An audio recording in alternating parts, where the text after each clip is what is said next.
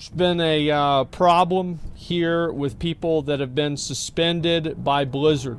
A lot of people have come out and they've said they've been suspended. Blizzard has reached out to me. Now I've talked with them, and there's a few things I can say, and pretty much like what the follow-up to this is, and what to expect going forward. Apparently, they did not lie. They did technically never ban anybody, or suspend anybody based off of reports alone. Those were all done by manual review. I think a lot of the confusion and frustration comes from whenever there are chat suspensions, game suspensions, and account suspensions, and all of these things are used pseudo-interchangeably by the community and sometimes also by Blizzard. So I think that's where a lot of the confusion comes from. And I basically said to them, I was like, listen, like, it feels to me like Blizzard doesn't want to acknowledge the fact that there's an automated system that preemptively gets rid of, like, it suspends people. Like, from chat, it gives them silences, not suspending them, but it like silences their account or something like that. And I think it would be really great if Blizzard just came out and they just said, listen, this is the way that a lot of it works. Yes, there is an automated system. We're sorry that people got affected negatively by it. And Blizzard told me today they're working on it to improve it. They gave me specific ways. I will not share those ways because they can be reverse engineered. But the fact is that it does seem like they are trying to improve this. I'm very glad and I appreciate them reaching out. This is good. Auto silence is definitely real, but true bans, yes. So basically, the automatic silencing of an account is 100% real, 200% true. The automatic suspension where you cannot log into your account is manually reviewed. However, it seems like some of the manual review criteria is not sufficient, and they are aware of that and they're trying to fix that. And a lot of the suspensions have been lowered from 30 days to 8 days. I'm going to be honest, guys. I've been doing Alterac Valley myself a lot. I fully assumed that a lot of the people that got suspended deserved to be suspended. And you know what? There's people in my games, and I wish Blizzard had suspended them too. So it's a good start at least. Yes, it's a good start, and I'm glad that they're doing that. As I said, I really did petition for them to try to come out and have a dialogue with the community. Because I think that really just telling people, like, yeah, this is where we're coming from, this is, you know, like, this is what the problem is, etc. I think that a lot of times, even if people don't agree, they will understand. I think we're in a situation now where people don't agree and they don't understand, so they fill in the gaps. Study to be an engineer, I might walk backwards. Someone say I'm a reverse engineer. Real funny. Thanks. I actually read the first half of that. I thought you were going to give insight into this problem, but apparently not. Blizzard was correct. I'm so shocked. Stay my classic players. Well, no. Blizzard was clearly not correct in all circumstances. That's why they not only reversed many of the suspensions, but they also lowered the punishment time. So it's very obvious that they did make mistakes, because the reversal of the actions that they made implies that mistakes were made.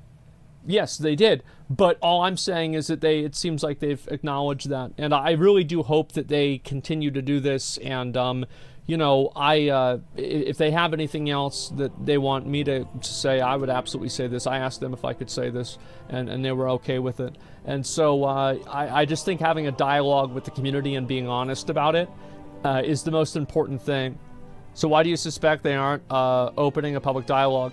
I think that the main reason why they're probably not opening a public dialogue is because, number one, actually there's like 3 reasons. Number one, I think people, every single time that you say that it's automated, people will extrapolate that into something that it's not, which unfortunately with the automated system seems to be relatively accurate, especially with like getting auto suspended or auto kicked out of BGs and auto silenced.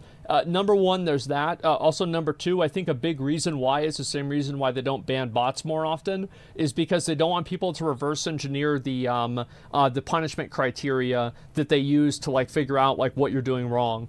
And I do think that, like, yes, it makes sense that that's the case, but, like, if you don't have a smart algorithm that can work around that and work beyond that, then, like, so, like, to me, like, that's not a solution, though. It's like, oh, well, we don't want botters to figure this out. Like, well, fuck. I mean, like, I don't want to sit there with, like, bots in the game for, like, 4 months, and then, like, they get banned for 6 months, they're back in 2 days. What are we doing here, right? So it's like, yeah, I get that this is your logic, but, like, is this really a solution whenever there's so many bots? You underestimate the bad guys. Well, I also underestimate the good guys, too. I think that they could do a much better job than what they're doing now. The problem is that actually solving this problem in a legitimate way requires money, and I think that's probably the biggest issue. And so I think also Blizzard, they have so many other problems going on that before this AV thing, I would say the way that you get silenced and punished was like number 27. So of course they're not thinking about this because it's just not a pressing issue. It's always about money. Yeah, I think that's really what it is more than anything. And so just spending more, yeah, it's spending more money on CS. That's right. And I think that's it's problematic, and it's just they're in a bad position because there are people that are being disingenuous. And it's like, oh, I was just defending. It's like, no, you weren't. You know, somebody capped it right in front of you. You were watching Netflix on your other monitor. You're not defending. But I think there's also many other people who were just like playing, and like just the reality of the situation is that, and this is true even in Battle Royales, or like any game, people walk away from the game for like 45 seconds to a minute. This happens all the time. Like it happens whenever I played Team Slayer back in Halo 2. It happens in Warzone. It happened in Fortnite. It happened all the time in PUBG. Like I remember one time I went down to take a shit. I put myself in one of the buildings in Pachinki. I came back up, and I was in like the top 15. Because the blue zone was around Pachinki. I was like, fuck yeah, this is great. So that's kind of the way that I see it. I get it. But there's also needs to be like, there's a human element of it as well. And I think that it should be, you know, whenever you report somebody, I think that their criteria is off. You know, they said that they're going to be trying to, you know, like they're working at this. They're working to improve it. And hopefully they do that. Because I know a lot of people, it sours their excitement for the expansion to get their account suspended. So that's the way I think. How can I tell if you're AFK anyway? What if you're just extremely focused? Bro, you can tell if somebody's AFK. Like, you can. Like, if every single game, all they do is they run to one tower, and then you can look at the amount of, like, combat interactions and, like, player... So, like, if you can track player X and Y coordinates throughout a game, you can pretty well, and you have a log of that, you can pretty well determine if somebody's AFK or not. You see what I'm saying? Yeah, defending... Yeah, they're defending the burning tower. Or, you know, like somebody walks right by them and caps the flag and they don't hit that person. There are many ways that you can determine whether somebody is doing something wrong or not. So that's kind of that's kind of where I'm coming from. That's what I think. You literally know. They just did once. Yeah. I mean, I've seen it happen myself. Extremely focused on AV. Yeah. About trying for a dry socket? You can't get a dry socket from root canals. You get a dry socket from having your teeth pulled out. I know from experience. I've never had a dry socket, though. My dad did, and it was a bad time. And so, yeah, that's where we're at. Pre-patch AV, you have to defend 2 towers. It's game over before you even reach south or north to kill the boss most of the time. Well, all I'm saying is, like, I've seen first-person people AFKing in AV. I don't think it's unreasonable. Like, nobody is going to say that there aren't AFKers in AV, right? I mean, like, there's fucking millions of them. Like, if they didn't suspend people for this, I would have been doing the same fucking thing. Like, they had to do it because it was probably a fucking issue. It's like the towers get capped, and there's like a group of like 20 people sitting at that little hill, and like 3 people run in because the other 17 are on Netflix. It's a boring system. It is. And people are going to do it because it's the most efficient, of course. But at the same time, you can't have that always happen. That's where I'm at. The hill. Yeah, it's the hill.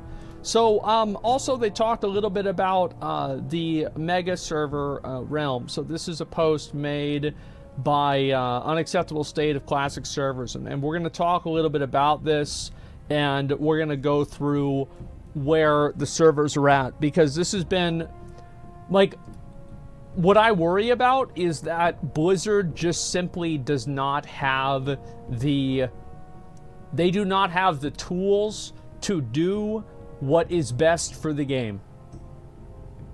That's what the problem is that the reason why everybody wants to be on a mega server, I'm going to make it completely fucking clear. The reason why everybody wants to be on a mega server is because a lot of you guys played Wrath of the Lich King whenever it came out. And that means now you're balding, you might have a career, and maybe even a wife and kids now. You don't have 12 hours to play the game anymore. So whenever you log on to be able to do Nax or ICC or All the War, you have like 2.5 hours between 5:30 and 7:30, let's say. And if you can't start earlier, you can't go that much later. And maybe you can play more on the weekend. So the time that you spend in that 2.5 hour block of finding people to play with, if that is a large enough time, you simply cannot play the game. And that's the truth. So, like, if you want to make a group and you want to go do an Old War or, TOC or something like that, and it takes you an hour, well, now you have to clear it in an hour and a half or you're done. So that's why these things happen. That's why it's such an issue. That's why everybody wants to play on mega servers, is because people don't want there to be artificial things that extend their playtime because they have such limited playtime to begin with. So yeah, queue times kind of ruin that logic. No, they don't. Like, all of my friends that are like actual like adults, right? Like, they don't use social media and stuff. Like, many of them played WoW with me back in the day. A couple of them are playing Wrath of the Lich King. All of them remote desktop. And also, the queue times are also being complained about massively as well. So people are mad about that also. So, like, a lot of guys, like, how many of you guys back in Classic WoW got the app on your phone and you logged into the game at work or at your desk or something like that at like 1 p.m. So by the time you get home at like 5:36, you can play the game. Yeah, everybody did that. So that's the thing, every single day. So that's what I did this morning even. Like, before I went to work, here, being online, I went to the grocery store.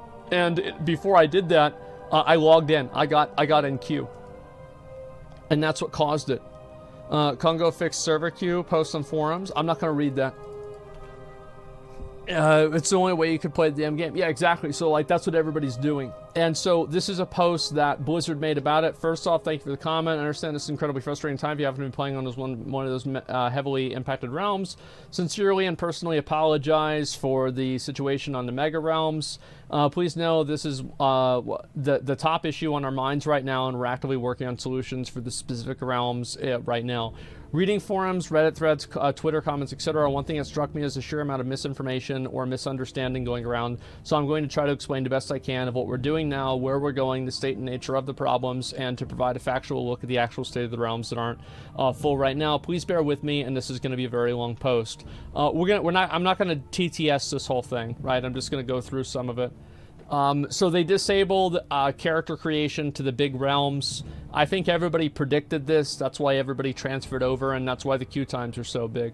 So, yeah, that's pretty much what happened. I think this is just something that... This is really bad. Like, don't get me wrong. This is really, really bad. Because doing this means that you can't play with your friend. Like, if you have a friend on Benediction today, you can't log on and make a character on your friend's server. That is bad. Period. It is that simple. There's nothing more complicated than that. And so, yeah, that's dog shit. And that's really what a lot of people want to be able to do. They want to force people to move. They're going to force people to quit before they move in a lot of cases. Free transfers have been very successful so far, but we need more folks to move. As we endeavor to end transfers before we allow them to queue, we may do so suddenly and without warning. This is, I think, something they have to do to avoid, effectively a run on the bank, as a metaphor. Norfolk, thanks to plunge and move to one of these huge realms. So far as US, countless success stories affirming moving to one of these realms has been a positive experience. These anecdotes were not surprising to us in the slightest because we know in almost every realm in service right now is perfectly vibrant and viable place to play. But like this is literally only half the truth, or half the story, because all of the realms that you give examples of are actually not vibrant and fun to play for the other faction. So like Benediction is not vibrant for Horde and Faralina is not vibrant for Alliance. So it's important to keep that in mind. Anyway, let's go back. We're going to read the rest of this. If you're considering moving to one of these locations, I advise doing so before they become too full. Yeah, sure. And Passerelle, okay, let's see. Sulphurus US. Prior to last week, this realm had low concurrency, around half to a third the size of a 2008 realm. In this past week, the realm has seen almost 40,000 incoming transfers. That's a lot, with hundreds more still occurring per hour. These incoming transfers have made it very robust and, in fact, nearly full realm that it is right now, 4 times the size of a full 2008 realm. Okay, so basically the server transfers, the free server transfer, what's really the word for it, initiative has been working. That's what they're saying. I don't trust cherry pick data, especially when they mix absolute and relative figures like that. Yeah, I thought that was kind of interesting. Half the size of a 2008 realm, and now they're 4 times the size, but how big was a 2008 realm? 40,000 incoming transfers, so low concurrency, so half to 4 times, so it would have to be an increase of 80,000. So logically it would have had to be a 10,000 was the average 2008 realm, 5,000 is where it was at, and then 40,000 would increase it to 50 times, and so that would be 4 times more than 2008. I think that's the algebra on it. I believe, but I have to like write it down to know for sure. But yeah. You see numbers later, sure. And so let's see here. I'll scroll down and we'll look at this. Mega Realms, US and EU are also full. Also, layers are not the solution. Really? Okay, let's see here. 40k characters, not players. Yes, they referred to the same number, so it was the same thing. But you're right. That is a technical differentiation.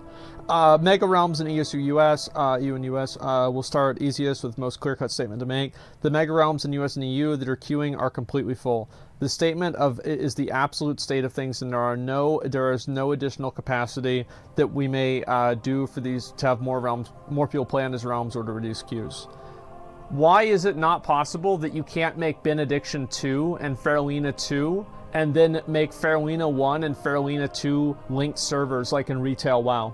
I don't know why you can't do that. Now maybe there's a reason why you can't do that, but it seems to me like the same game could apply the same thing.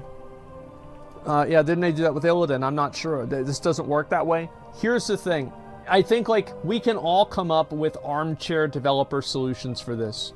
Maybe okay, they'll explain it. All right, just add more layers. Very important to understand. Layers not in any way add to capacity. Layers are a classic specific solution to alleviate congestion in the in-game world in densely populated areas.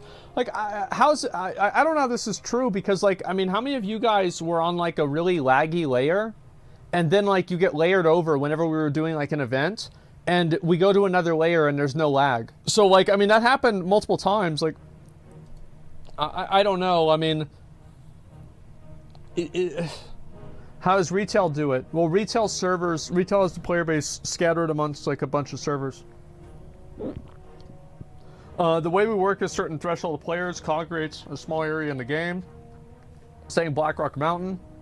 Server will spin up an entire new copy of the game world to load in and balance the new players that log in. This is to prevent a situation where large numbers of players are congregating one another and it degrades the service. Yeah, so that's whenever more than 3 people are in the same area. This is just like, honestly, like, I understand that it is what it is, right? But I really think this is like dog shit. Like, the Ashes of Creation Alpha had a better optimization than this, with more people in the game than like World of Warcraft. It's the biggest MMO in the world. How is this possible? It's very frustrating to see this, because like, even if all of this stuff is true, isn't it a problem that it's true? I don't know, man. It's very frustrating to see this, and I think that they really need to look at the, like, you can't have a war in World of Warcraft. It's that simple. Whenever you have that many people get together, it lags out. Think about it like that. You cheat about server 1, server 2, I bet it'll get some traction. I'm sure they've heard the ideas. Yes, I'm sure they've heard the ideas. I don't know if that's possible, though. Let's see here. 15 years no server. I mean, I understand that it's like a struggle for Blizzard. Like, I get it. It sucks. It sucks. It sucks. It sucks. But, like,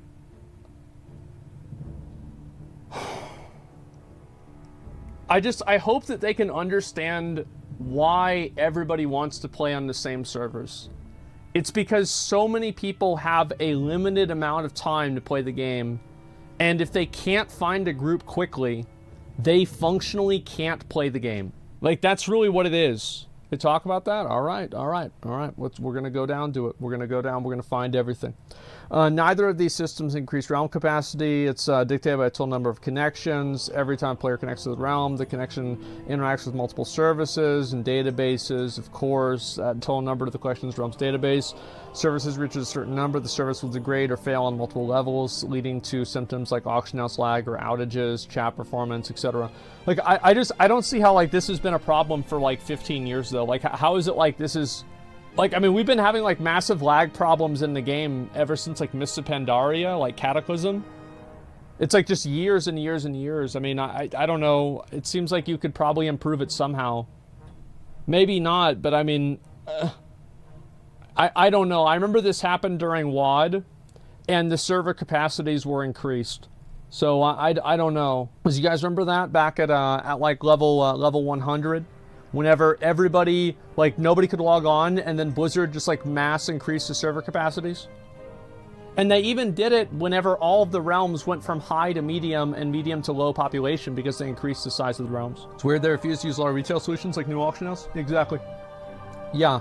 Put as plainly as possible, we cannot increase capacity anymore without inviting an additional and likely cascading failures. So you cannot construct additional pylons. Yes, we understand that. I've understood that for many years. At present, the best and only way to resolve this issue is for the compacted realms, is for people to leave the realm via free transfers. See, like, I just think this is such a bad, like, this is just so bad, because, like, this has been a problem for a lot of realms for like 5 or 10 years. Like, they've already had to merge a number of retail WoW realms. Like, how is this? How is it over like 5 years that, like, we've not really seen a single solution that can be applied to classic WoW?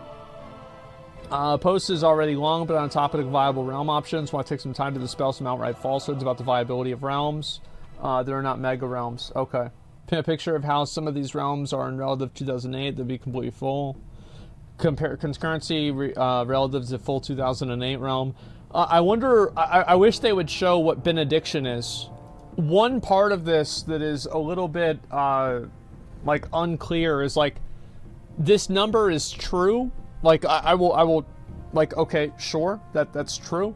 However, how many of these realms have only one dominant faction? And so if you're not in a dominant faction, it's actually not like this. Because I feel like more realms were more balanced back in the day.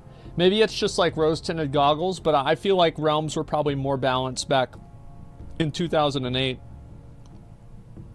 So let's see here. I could share the exact numbers, but suffice to say, the realms are about peak and current population. Closing thoughts. These realms would have been full to bursting on realm cut pops. 14. The narrative that these huge mega realms are the only viable place to play is just untrue.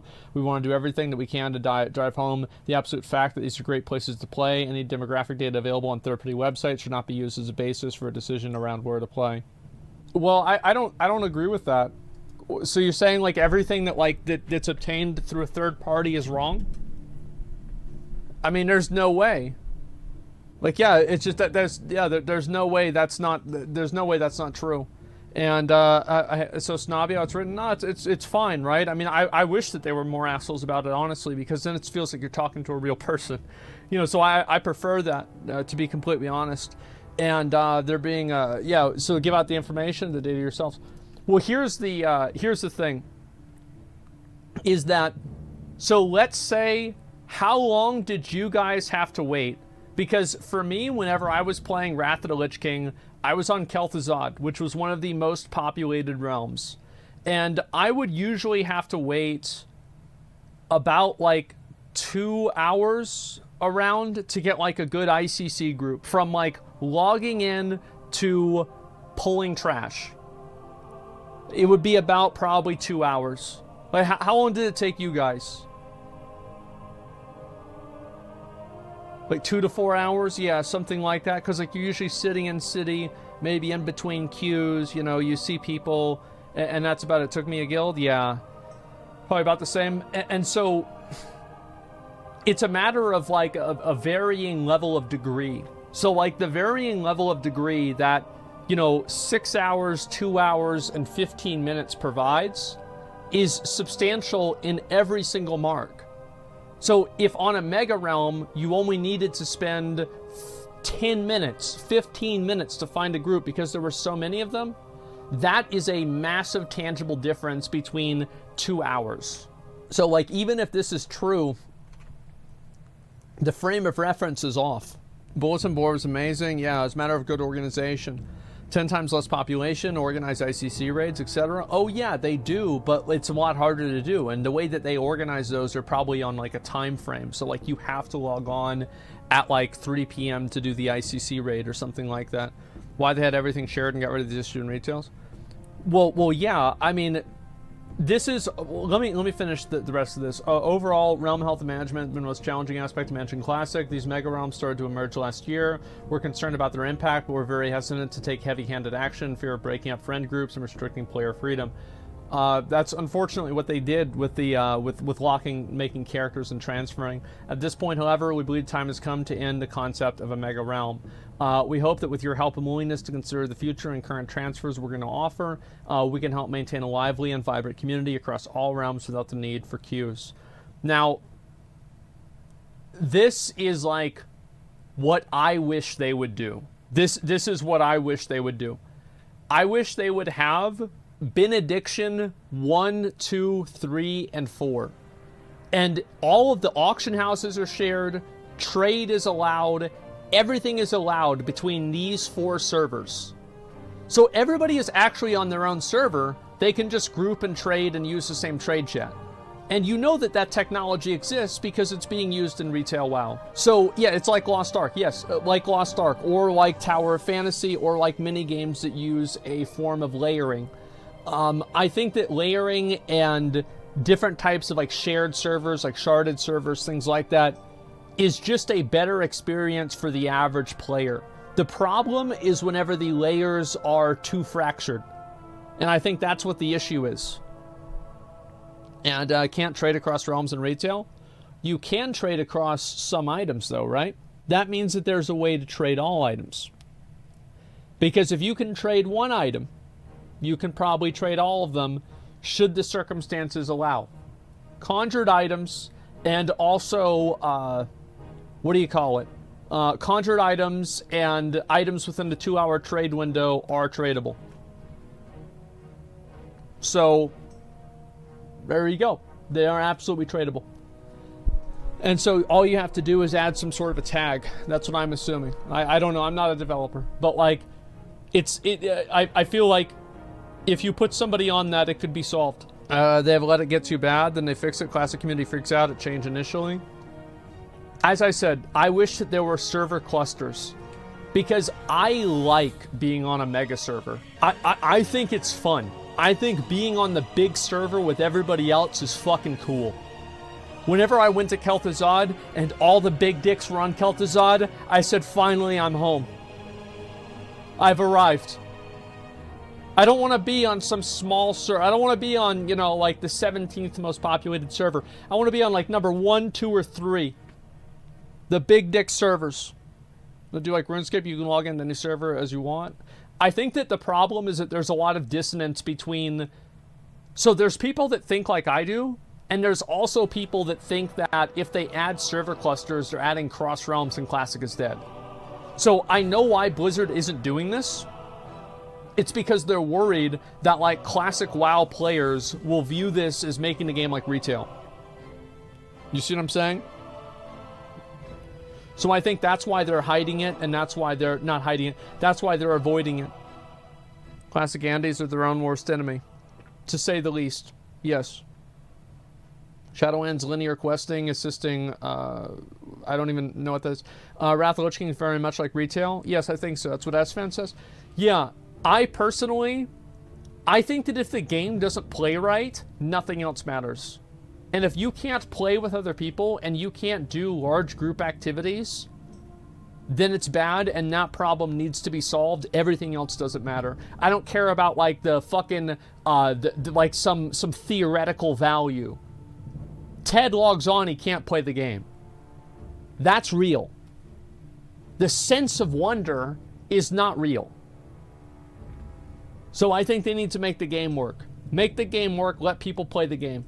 And I think that the game is most enjoyed and best enjoyed whenever you're on a massive server with mega amounts of people, because it's faster to find groups, you have to spend less time playing the game, and you can spend more time doing what you want. The fact is that the people that are playing Classic WoW are an aging audience.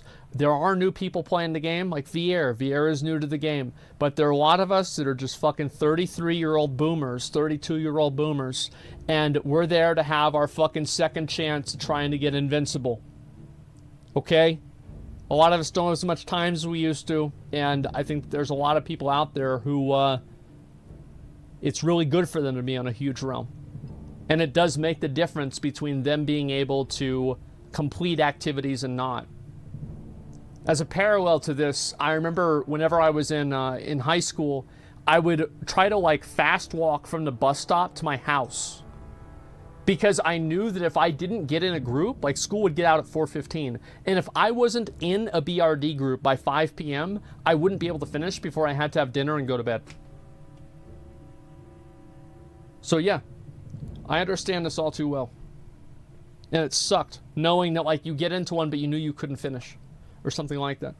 Outweighs the pros and cons. Yeah, it outweighs the pros and cons. I get that Blizzard has their hands tied and they don't want to, like fuck up the classic player base. I think, like, I really hope after Wrath of the Lich King, they start actually just trying to make the game better and not trying to appease a group of people that are trying to recapture a feeling they had 15 years ago. They start trying to just make Wrath of the Lich King, make Classic Plus fucking amazing. Add in features, let players give feedback on it, have like new raids, new content, new different fucking dungeons, new armor sets. Now, personally, I think this would be better using probably Vanilla WoW and then adapting some Wrath of the Lich King features into Vanilla WoW and a couple of TBC ones too, because I just feel like Vanilla WoW is a better canvas overall. However, I want to see the game evolve. I'm sick of seeing things like this happen and solutions not be made because some people are holding it hostage because they can't get over their nostalgia. And they're making the game worse because of it. And Blizzard is in a bad position. This is not all Blizzard's fault. And that's how I feel about it. What about Dragonflight? New expansions and stuff? I think the game really does need a foundational reset. Like straight, it needs a foundational reset. It's like there's like 1,000 mounts, 2,000 pets, 500 titles, like a million transmog items. Like, I'd love a WoW 2. If I had to delete everything on my account to get WoW 2, I'd do it tomorrow. So this is a new thing that Blizzard added into the game. They added a new mount. Get this, guys. You ready? You can get this mount. This is an in-game mount. Looks pretty cool. And you can get it. I'm not kidding. You can get it by just playing the game. That's right. That's right. You don't have to spend money. Can you believe that? Can you fucking believe that? Yes, you can actually get it by just playing the game. All you have to do is you go and you do Wrath Classic, you finish the whole DK quest line, and then after you finish it, you get this mount in Retail WoW. It's literally that simple. What's the catch? The catch is most people don't have a 60 or a 70 in retail WoW, so they can't make a DK. So it's a way for them to inadvertently give a promotional way to buy the boost to Wrath of the Lich King Classic, and that way the boost allows them to more quickly get this mount for retail WoW. It's very smart. It's actually very, very smart. You don't need it. Everybody gets a wait. You don't need a level 55 to make a DK? So like a completely fresh player, somebody who has never touched Classic WoW at all in any circumstance, they can make a Death Knight and it will start at level 55. Yes. Wow. So it's not even an indirect way to promote boosts?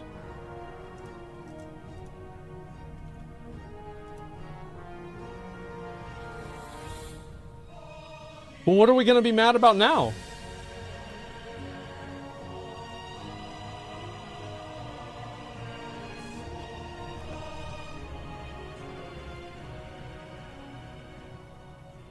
It's got to be a scam somehow, right? I mean, fuck. How could they add a good thing? Yeah, what is this? It's got to be, yeah, what the fuck? This is actually good. Yeah, it's great. This is awesome. Yeah.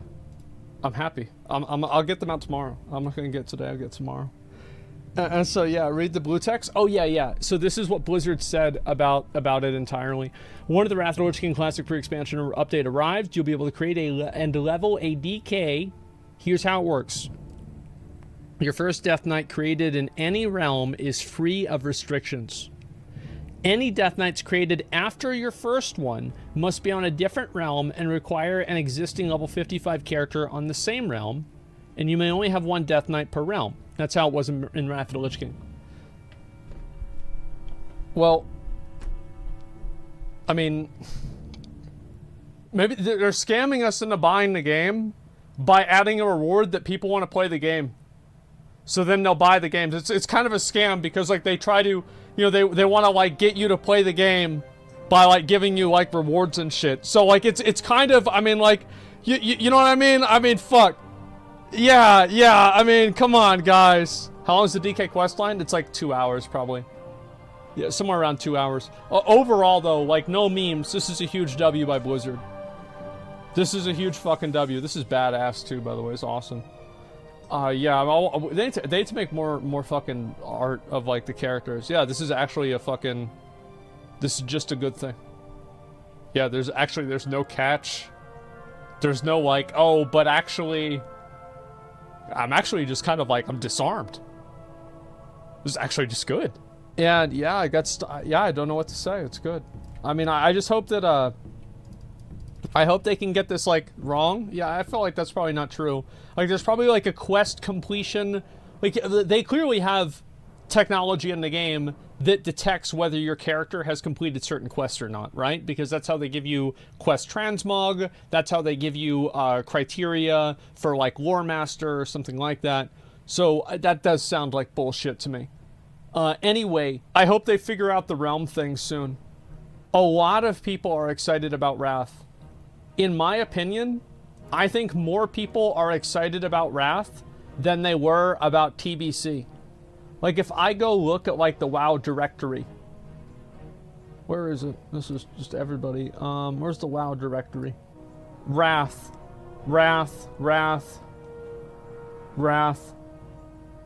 It's Mythic Plus, Swifty, Wrath. A lot of these are Wrath. A lot of people are excited for it. And I think also, one thing that's, like, really noteworthy here is, like, Alshokas, for example. He is coming back to play WoW for Wrath.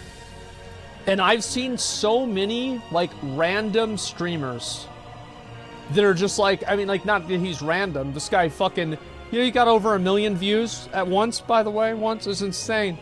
This guy's a legend. But listen, there's a lot of people that they started playing WoW and they will come back and they will stream and play Wrath of the Lich King because they remember what it was. And all of those people are going to come and they're going to be like, fuck yeah, we get to watch, we get to watch this guy play his old game, and I get to watch it again myself, right? So, like, he's doing the same exact thing. Same exact thing. There it is, the Alliance experience. Número 1. Qué grande, mi hombre de mando. I think he just said he was number 1 or something. I'm not sure. But, I mean, fuck, he played Alliance, so he won the game. It's that easy. So, yeah, I think that's badass. And so we'll see a lot of guys come back around for Wrath. And I'll be excited and happy to see it. It's not unexpected. No, it's not. Can't wait for WAD Classic. Yeah. Isn't he Spanish? Yeah, he is. I talked to him a couple of times. He's a great guy. I like him a lot.